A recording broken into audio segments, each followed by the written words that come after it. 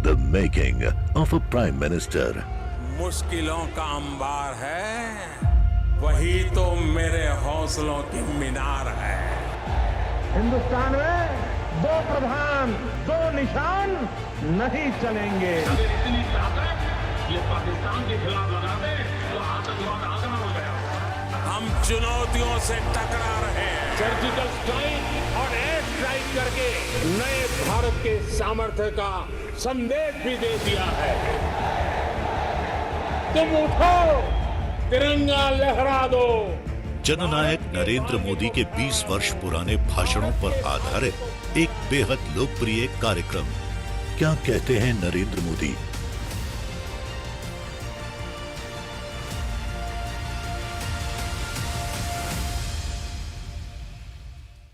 नमस्कार, मैं हूं आपके साथ मीमांसा मलिक। हमारे खास प्रोग्राम क्या कहते हैं नरेंद्र मोदी में आज हम आपको सुनवाएंगे पीएम मोदी का वो ऐतिहासिक भाषण जो उन्होंने 22 फरवरी 2020 को दिल्ली में दिया।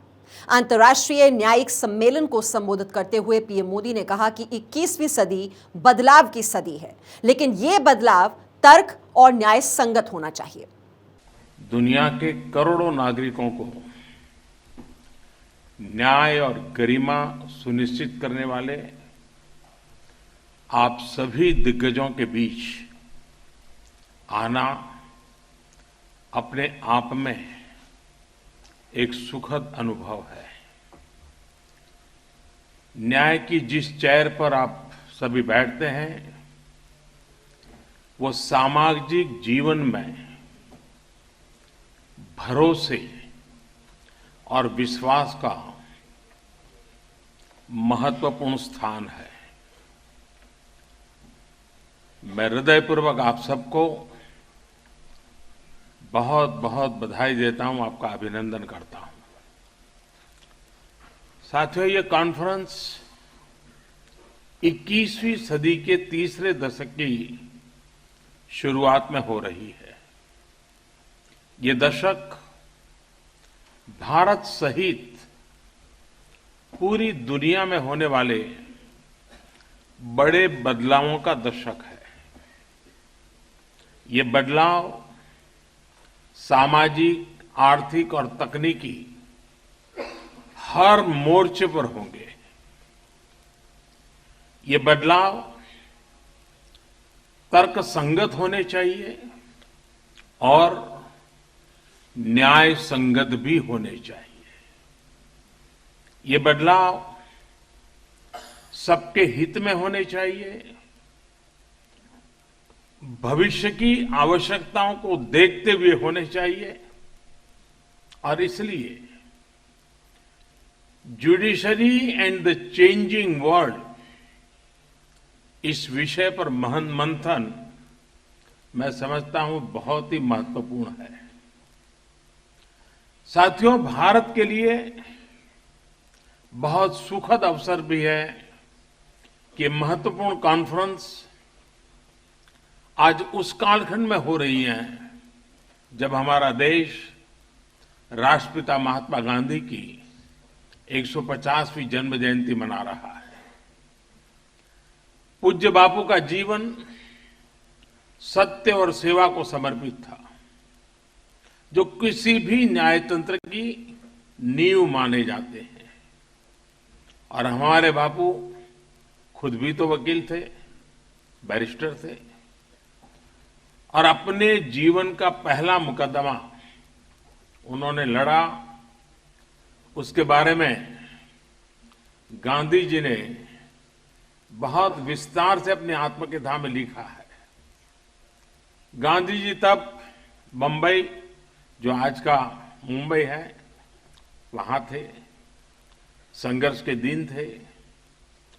किसी तरह पहला मुकदमा मिला था, लेकिन उन्हें कहा गया कि उस केस के एवज में उन्हें किसी को कमीशन देना होगा।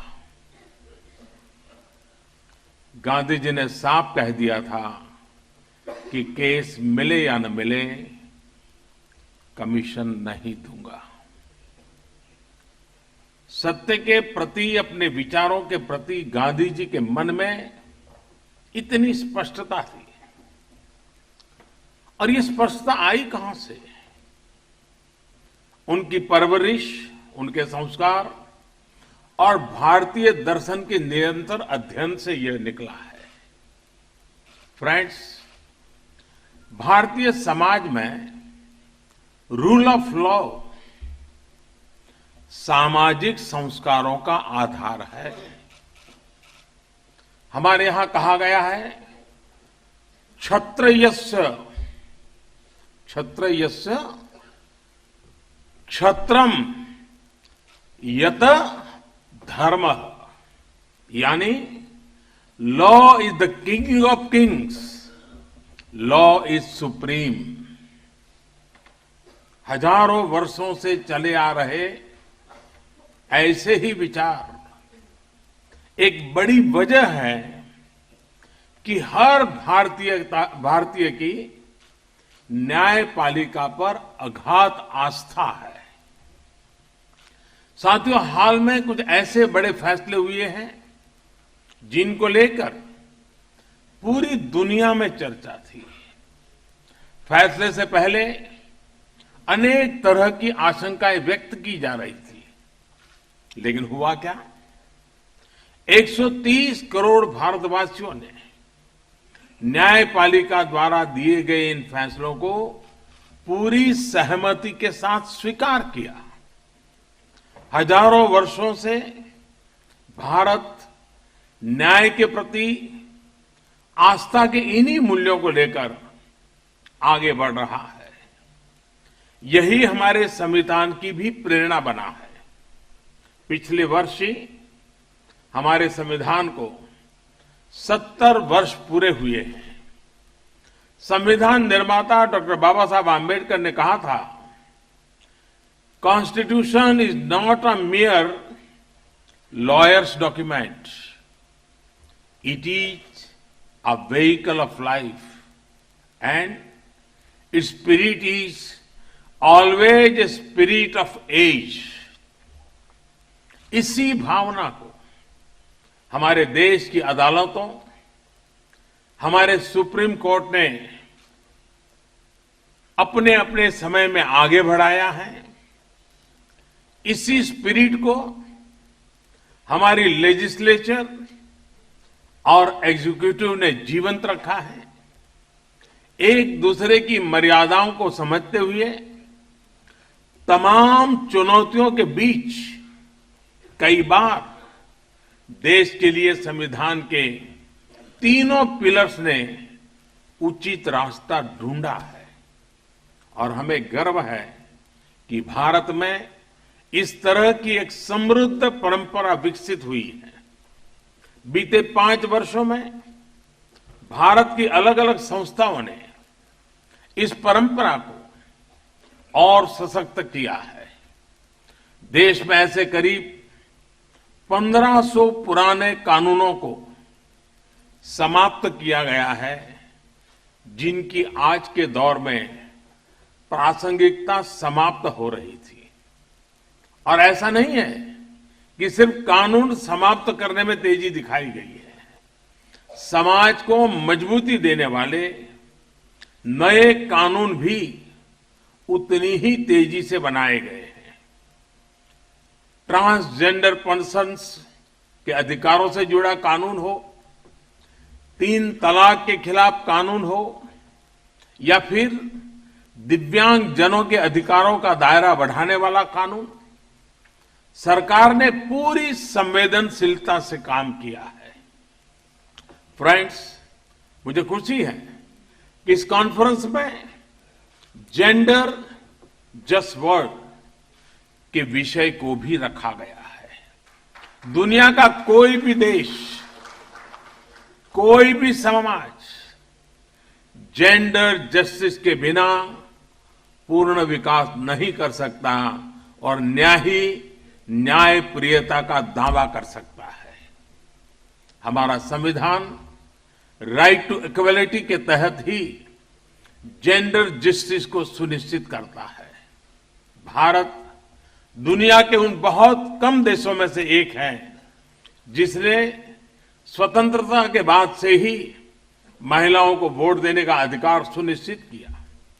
आज 70 साल बाद अब चुनाव में महिलाओं का ये पार्टिसिपेशन अपने सर्वोच्च स्तर पर है।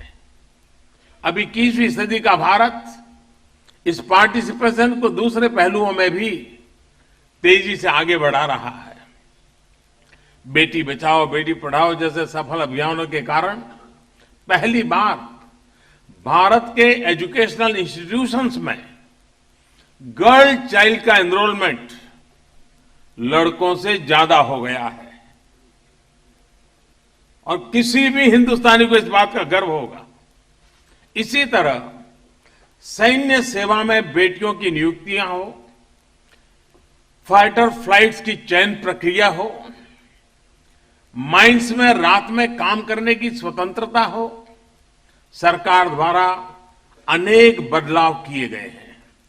आज भारत दुनिया के उन कुछ देशों में शामिल है जो देश की कैरियर वुमेन को 26 हफ्ते की पेड मैटरनिटी लीव देता है। साथियों, परिवर्तन के इस दौर में भारत नई ऊंचाई भी हासिल कर रहा है, नई परिभाषाएं गढ़ रहा है और पुरानी अवधारणाओं में बदलाव भी कर रहा है। एक समय था जब कहा जाता था कि तेजी से विकास और पर्यावरण की रक्षा एक साथ होना संभव नहीं है। भारत ने इस अवधारणा को भी बदला है। आज जहां भारत तेजी से विकास कर रहा है, वहीं हमारा फॉरेस्ट कवर भी तेजी से एक्सपांड हो रहा है।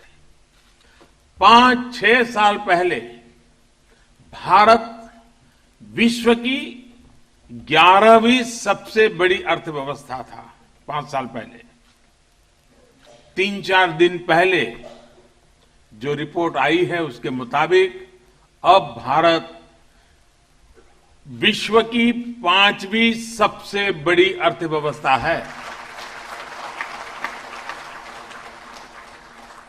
यानी भारत ने यह करके दिखाया है कि इंफ्रास्ट्रक्चर निर्माण के साथ साथ एनवायरमेंट को भी सुरक्षित रखा जा सकता है। साथियों, मैं आज इस अवसर पर भारत की न्यायपालिका का भी आभार व्यक्त करना चाहता हूं, जिसने विकास और पर्यावरण के बीच संतुलन की गंभीरता को समझा है, उसमें निरंतर मार्गदर्शन किया है। अनेक पब्लिक इंटरेस्ट लिटिगेशन पीआईएल्स की सुनवाई के दौरान सुप्रीम कोर्ट ने भी पर्यावरण से जुड़े मामलों को नए सिरे से परिभाषित किया है। साथियों, आपके सामने न्याय के साथ ही शीघ्र न्याय की भी चुनौती हमेशा ही रही है। इसका एक हद तक समाधान टेक्नोलॉजी के पास है। विशेष तौर पर कोर्ट के प्रोसीजरल मैनेजमेंट को लेकर इंटरनेट आधारित टेक्नोलॉजी से भारत के जस्टिस डिलीवरी सिस्टम को बहुत ही लाभ होगा।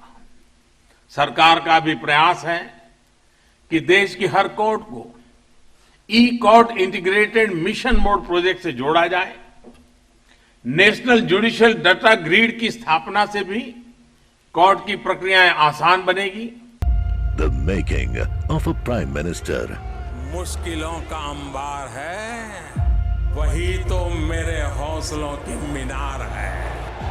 हिंदुस्तान में 2 प्रधान 2 निशान नहीं चलेंगे। इतनी ताकत ये पाकिस्तान के खिलाफ लगा दे तो आतंकवाद आसान हो गया। हम चुनौतियों से टकरा रहे हैं। सर्जिकल स्ट्राइक और एयर स्ट्राइक करके नए भारत के सामर्थ्य का संदेश भी दे दिया है। तुम उठो, तिरंगा लहरा दो। जननायक नरेंद्र मोदी के 20 वर्ष पुराने भाषणों पर आधारित एक बेहद लोकप्रिय कार्यक्रम क्या कहते हैं नरेंद्र मोदी।